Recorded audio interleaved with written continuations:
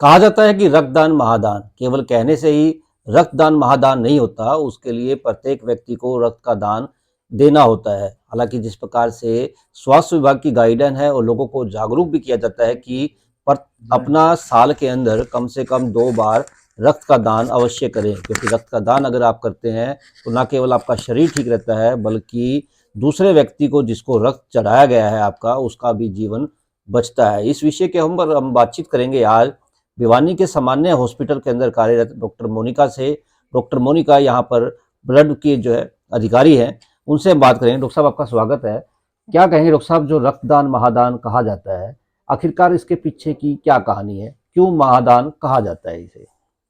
देखिए, जैसे हम रक्तदान को महादान इसलिए कहा जाता है कि जब सबसे जो इम्पोर्टेंट हमारा रहता है, रक्त की जो ज़रूरत रहती है, वो एक तरीके से इमरजेंसी ज़रूरत होती है। हमेशा जो है रक्त को एक तरीके की जो है क्लासिफिकेशन के अकॉर्डिंग ड्रग माना गया है, और वो भी एक इमरजेंसी ड्रग है जिसकी आवश्यकता जो है बहुत ज़रूरी हमें, जैसे आप लगा लो रोड साइड एक्सीडेंट है या कोई मैटरनिटी की ऑपरेशंस हैं या फिर हमारा कोई सर्जिकल ऑपरेशन है जिसमें ब्लड लॉस है, तो वो जो है उस टाइम पे एक रक्तदान जो है उस इंसान की ज़िंदगी बचाता है। इसीलिए जो है जो किसी की ज़िंदगी बचाए वैसे दान से बढ़कर क्या दान होगा, और इसीलिए हम उसको महादान कहते हैं। बिल्कुल, जो किसी की ज़िंदगी को बचा दे तो उससे बड़ा कोई दान नहीं होता। डॉक्टर साहब, आप जब भिवानी के सामान्य हॉस्पिटल के अंदर आपने कार्य ग्रहण किया था, उस समय क्या स्थिति थी? और आज की अगर हम स्थिति की बात करें, किस प्रकार की स्थिति से आप लोगों को निपटना पड़ा, इतना समय आप लोगों को लगा, ताकि जो भिवानी का ब्लड बैंक है, उसके अंदर सुधार किया जा सके? जिस प्रकार से बताया जाता है कि आपके आने से पहले यह सुधार की काफ़ी आवश्यकताएँ थी, गुंजाइश थी। किस प्रकार का सुधार आपने किया है साहब?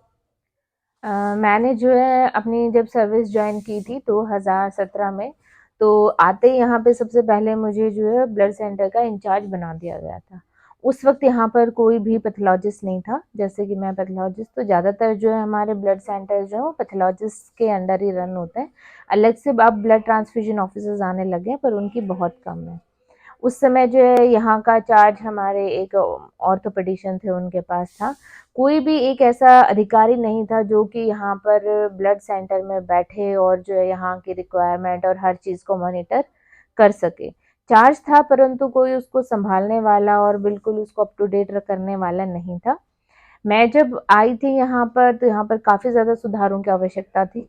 एक तो जो है सारा लकड़ी का कार्य हमने हटा के जो है जैसे-जैसे गाइडलाइंस हैं हमारे ड्रग कॉस्मेटिक की, उसके हिसाब से जो है हमने हर एक अलग-अलग जो है इसका एरिया बनाया है। इसका पूरा मैप जो है वो प्रॉपर्ली दोबारा से रिवाइज़ करा गया हमारा। हर एक अलग-अलग कमरा बनाया गया। हर जगह जो है जैसे कि हमें एसी की आवश्यकता है, तो हर जगह एसी की फैसिलिटीज़ करवाई गई। क्योंकि जो है हमारे फ्रिज, हमारे जो इंस्ट्रूमेंट्स हैं उनके लिए जो है एसी की आवश्यकता काफ़ी रहती है। और आने के बाद आते ही मेरे पास जो लाइसेंस रिन्यूअल कराया मैंने, क्योंकि उसका लाइसेंस एंड हो रखा था। तो उसके बाद उपरांत काफ़ी चेंज करे, दोबारा से इसको रंग पेंट कराया गया। फिर इसके अंदर हमने धीरे-धीरे जो है आगे के लिए मशीनें हमें उपलब्ध हुई, तो हमने जो है कंपोनेंट्स के लिए अप्लाई किया, और उसमें भी हमने जो है इसका सारा इंस्पेक्शन करवा के हमने जो है ड्रग कॉस्मेटिक के थ्रू जो है इसका अप्रूवल लिया।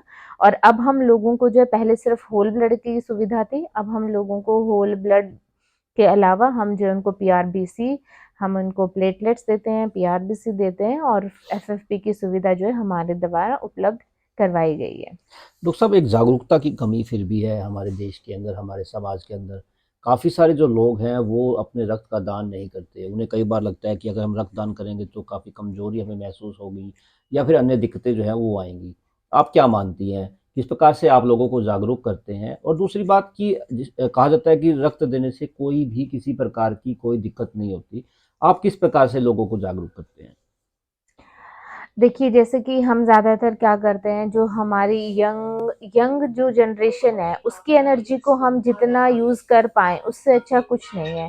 तो आजकल जो है हम जैसे रेड क्रॉस के अंदर यंग बच्चे आते हैं, हम उनके साथ जो है जाते हैं, उनका ब्लड लेते हैं, फर्स्ट टाइम डोनर्स को मोटिवेट करते हैं।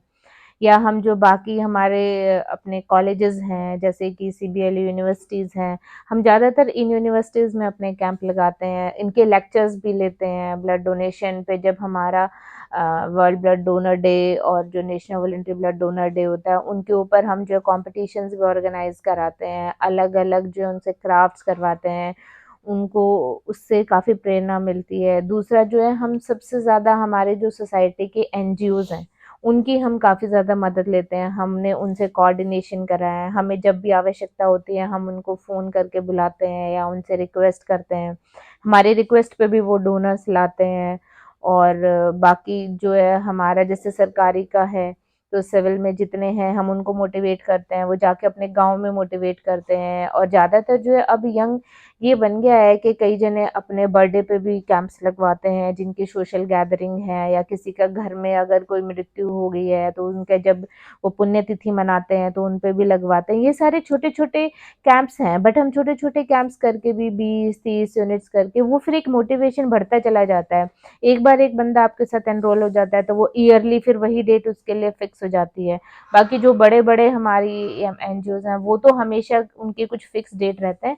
बाकी हमारी कोशिश ये रहती है कि हम छोटे-छोटे लेवल पे भी जो है सबको जागरूक करते हुए, चाहे वो थोड़े यूनिट से शुरू करें, फिर वो बड़ी यूनिट्स पे आ जाते हैं, तो जी। ज़्यादातर इस तरीके से हम सबको गैदर करके रखते हैं। डॉक्टर साहब, एक सबसे मेन सवाल आता है कि एक स्वस्थ व्यक्ति को 1 साल के अंदर कितनी बार रक्त का दान करना चाहिए? और रक्त का दान करने से उसके शरीर में किस प्रकार की फ़ायदे किस प्रकार से होते हैं? हालाँकि जिस प्रकार से भ्रांतियाँ थी कि नुकसान होते हैं, भ्रांतियाँ बिल्कुल से मिट चुकी हैं। किस तरह के फ़ायदे होते हैं? क्योंकि युवा व्यक्ति कई बार डरते हैं कि ब्लड देने से कहीं उनको दिक्कत ना आए। देखिए, जैसे कि हमारे रक्तदान के लिए सबसे बेसिक जो हमारा है, आपका वेट, आपकी एज और आपका एचपी। 12.5 से अगर एचपी है और 50-55 केजी से ज़्यादा अगर उसका वेट है, और अगर वो एक हेल्दी इंडिविजुअल है, जिसको कोई बीमारी आस-पास नहीं है, हो सकता है पहले कोई छोटी-मोटी रही हो, बट उसके बाद वो नॉर्मल बॉडी रिकवर कर जाती है। अगर एक हेल्दी स्टेट में एक बंदा है, तो हमारे शरीर के अंदर क्या रहता है, 5 से 6 लीटर जो है, लगभग 5.5 लीटर के आसपास जो है हमारा ब्लड होता है। जब हम ब्लड डोनेट करवाते हैं, तो या तो हम आपसे 300 एमएल या 400 एमएल इतना ही रक्त आपका लिया जाता है, जो कि आपकी बॉडी में एक्स्ट्रा ही होता है। गॉड नेचर है कि गॉड ने ऐसा बनाया है कि 1 लीटर के आसपास ब्लड जो है हमारा सर्कुलेट एक्स्ट्रा ही होता है। हमें अपनी नॉर्मल जो रिक्वायरमेंट है, उसमें हमारा काम चल जाता है। तो अगर हम उस ब्लड में से 300 एमएल या 400 एमएल डोनेट करते हैं, तो उससे हमारे शरीर पर कोई फ़र्क नहीं पड़ता है। और 24 घंटे के अंदर विदिन 24 आवर्स जो है आपका वो ब्लड जो है दोबारा से बन जाता है और आपका लेवल उतना ही हो जाता है। हाँ, हम डोनेशन के लिए फिर भी जो है हम 3 मंथ्स का क्राइटेरिया रखते हैं, जो हमारी स्टैंडर्ड है कि हर 3 महीने में एक युवा व्यक्ति, एक यंग व्यक्ति जो बिल्कुल हेल्दी है या जिसकी 60 से बिलो भी एज अगर है, 60 साल तक जो आप कभी भी अगर आप यंग हैं, तो आप डोनेट कर सकते हैं और हर साल में आप 4 बार डोनेट कर सकते हैं। 3-3 महीने के इंटरवल पे आप डोनेट कर सकते हैं। ऐसे बहुत हैं जो यंग हमारे पास, जो लगातार बाय डेट, आप मानेंगे नहीं, अगर 4 तारीख को उनका कंप्लीट हो रहा है 3 महीने, तो वो 5th डेट को खुद आ जाते हैं ब्लड डोनेट करने के लिए। डॉक्टर साहब, कई बार जो है भिवानी के लोगों के अंदर भी एक बात चलती है कि अगर हम सिविल हॉस्पिटल के अंदर जाएँगे तो दिक्कतों का सामना उन्हें करना पड़ेगा। क्या-क्या फैसिलिटी यहाँ के पर है? हम बात करें अगर भिवानी के सामान्य हॉस्पिटल की, जहाँ पर मुफ़्त इलाज की सुविधा सरकार के द्वारा दी गई है, तो लोगों को क्या बताएँगी आप कि क्या कहेंगी आप कि यहाँ पर आकर के उनको क्या-क्या फैसिलिटी मिल सकती हैं प्राइवेट हॉस्पिटलों से ज़्यादा? देखिए, ब्लड सेंटर के लिए मैं यही कहूँगी कि ब्लड जब कभी आपको लेना हो, आपकी प्रेफ़रेंस हमेशा एक सिविल हॉस्पिटल की रहनी चाहिए, सरकारी अस्पताल की रहनी चाहिए। और हमारे यहाँ तो जो है हमेशा मेरे नॉलेज में कभी भी पेशेंट्स हम रेफ़र नहीं करते हैं। हम पेशेंट हमारे पास आता है तो हम वॉलंटरी डोनेशन भी इवन हम कभी भी रिप्लेसमेंट नहीं माँगते। हमारी टेंडेंसी ये रहती है, हम कैंप्स के द्वारा ही सारा ब्लड एकत्रित करें। तो हम हर 3 या 4 दिन में अपने जो है कैंप्स ज़्यादातर लगाते हैं। तो उसमें हमारे पास इतना ब्लड होता है। अगर हमारे पास कोई भी आता है ब्लड की रिक्वायरमेंट लेने के लिए, तो हम जो है उससे कोई रिप्लेसमेंट भी नहीं माँगते, उसको कोई डोनर भी नहीं माँगते, जबकि आपको प्राइवेट में ये दिक्कत फेस करनी पड़ती है। वो जाते ही आपसे पहले शायद डोनर्स माँगते हैं, क्योंकि उनके पास इतनी वो फैसिलिटी नहीं होती और हम जो है उसके लिए फैसिलिटी उपलब्ध कराते हैं। दूसरा आता है टेस्टिंग का, जितने भी हमारे डोनर्स होते हैं उनके हम सारे टेस्ट थ्रू एलाइजा मेथड लगाते हैं, जो कि सेफ एंड सिक्योर ब्लड ही जो है हम आपको इशू करते हैं। सेकेंडली जो गाइडलाइंस जो सरकार ने निर्धारित किए हैं उनके तहत ही हम जो है आपसे चार्जेस लेते हैं, जो कि अंदर अगर आप सिविल से लेते हैं तो वो ब्लड आपको 1100 रुपए का मिलता है, जो कि आप ये प्राइवेट से लेंगे तो आपको यही ब्लड जो है 1500 रुपए का मिलता है। डॉक्टर साहब, एक ब्लड कंपोनेंट की बात आती है कि ब्लड कंपोनेंट की मशीन जो है भिवानी के सिविल हॉस्पिटल के अंदर आ चुकी है। उसके क्या बेनिफिट्स हैं? किस प्रकार से जो है आप उसका इस्तेमाल करते हैं ताकि लोगों को ज़्यादा से ज़्यादा जो है फ़ायदा मिल सके? जैसे कि हमारे यहाँ लगभग 2 साल हो चुके हैं कॉम्पोनेंट स्टार्ट करे, तो कॉम्पोनेंट की सबसे अच्छी सुविधा ये रहती है कि आप उसमें जैसे हमारे ब्लड के अंदर अलग-अलग चीज़ का लेवल होता है। एक ब्लड हमारा प्लाज़्मा होता है, फिर हमारा पीआरबीसी होता है, फिर हमारे प्लेटलेट्स होते हैं। तो जिस पेशेंट को जिसकी रिक्वायरमेंट, जैसे अगर आपके पास मान लो एनीमिया का पेशेंट आता है जिसका एचबी 4 या 5 ग्राम है, तो उसको सिर्फ़ आरबीसी की आवश्यकता है। पहले होल ब्लड दिया जाता था, तो होल ब्लड में क्या रहता था, उसको प्लाज़्मा भी जाता था, प्लेटलेट्स भी जाते थे, एक्स्ट्रा उसके ऊपर ओवरलोड पड़ता था। पर अब अगर एनीमिया का पेशेंट, तो हम उसे सिर्फ पीआरबीसी देते हैं, ताकि पीआरबीसी देने से उसका एनीमिया रिकवर हो जाता है।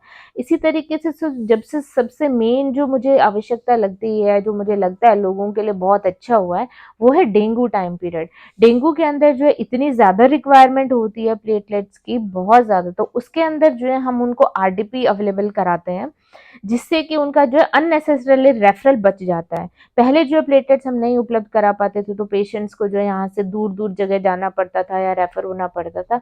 अब हमारी कोशिश यही रहती है कि ज़्यादा से ज़्यादा हम उनको रैंडम डोनर प्लेटलेट्स जो है प्रोवाइड करें, ताकि उनका इलाज यहाँ संभव हो। और सरकार जैसे आगे और जो है हमारे हमारे मंत्री जी का जो है इसमें काफ़ी वो इंटरेस्ट है, तो वो जो है उनकी वजह से ये सारे कंपोनेंट शुरू हो पाए हैं, और उनकी यही है कि वो हर डिस्ट्रिक्ट में शुरू करें। 2-4 डिस्ट्रिक्ट्स हैं जिनमें नहीं शुरू हो पा रहा, उनमें भी हो जाएगा। और अगला जो उनका विज़न है, वो है डेंगू वाले मरीज़ों के लिए एसडीपी अवेलेबल कराना, जिसके लिए उन्होंने जो है एफेरेसिस की मशीन का जो पूरा प्रोसीडिंग्स चल रही हैं। हमारे द्वारा डिमांड माँगी गई है, हमने डिमांड भेजी है। तो हो सकता है नेक्स्ट ईयर तक जो है एफेरेसिस की मशीन भी आ जाए, और उन मरीज़ों को सिंगल डोनर प्लेटलेट्स भी मिलते हुए हम सारी सुविधाएँ जो हैं लोगों को देना स्टार्ट कर दें। डॉक्टर साहब, अब भिवानी के अंदर जो है मेडिकल कॉलेज बनने वाला है। आप लोगों की भी नियुक्तियाँ वहाँ पर की जाने की संभावनाएँ जो है बताई जा रही हैं कि आप लोगों को मेडिकल कॉलेज के अंदर जो है भेजा जाएगा। क्या मानती हैं, जिस प्रकार से मेडिकल कॉलेज भिवानी के अंदर बन रहा है, लोगों को क्या-क्या सुविधाएँ मिलेंगी आपके ब्लड की जो लाइन है इससे मैम? मेडिकल कॉलेज बनने से देखिए ये है कि लोगों को जो है अच्छी सर्जरी, सबसे पहले तो वहाँ पर स्टाफ अवेलेबिलिटी का है। अगर स्टाफ अवेलेबल होगा तो जैसे अभी 2-3 हमारे पास स्पेशलिटीज़ नहीं है, वो स्पेशलिटीज़ आ जाएँगी। उसके बाद जो है यहाँ पर जितनी जो सर्जरीज़ या जो हम यहाँ पर अभी पेशेंट नहीं ट्रीट कर पाते हैं, या जो रेफ़र होते हैं वो रेफ़रल रुक जाएगा। उस रेफ़रल के रुकने से जो है हमारे पास तो ब्लड की डिमांड बढ़ेगी। पर ब्लड सेंटर जो है वो जैसे कि ड्रग कॉस्मेटिक एक्ट के अंडर है, तो उसका एक मैप भी एरिया ही होता है, उसी के अंदर वो चलेगा। तो अभी हमारा जो है उसके अंदर चल रहा है। तो मोस्ट प्रोबेबली तो ब्लड बैंक जो है वो यहीं रहेगा जहाँ पर आईपीडी ओपीडी होता है। तो अभी जो स्टिल है प्लानिंग, तो यही है कि यही ब्लड बैंक जो है उनका यूँ मेडिकल कॉलेज में शिफ्ट होगा। बिल्कुल, जिस प्रकार से लोगों के मन में ये विचार आता है कि ब्लड देने से जो है कहीं कोई कमज़ोरी होगी, इस बात को डॉक्टर साहब ने नकार दिया है। उनका कहना है कि कहीं न कहीं किसी व्यक्ति को ब्लड देने से फ़ायदा ही होता है और हर व्यक्ति को 1 साल के अंदर कम से कम 2 से 3 बार जो है ब्लड का डोनेशन जो है करना चाहिए। ना केवल वो अपने शरीर को ठीक रख पाएगा बल्कि दूसरों की ज़िंदगी को भी बचा पाएगा। इस वीडियो को आप पूरा सुनेंगे तो आपके मन में भी आएगा कि आप प्रतिवर्ष जो है किसी न किसी रूप में ब्लड का दान जो है ज़रूर करें, क्योंकि रक्तदान महादान है। अगर आपको हमारी वीडियो पसंद आई तो ज़रूर चैनल को सब्सक्राइब करें, लाइक करें और शेयर करें। नमस्कार।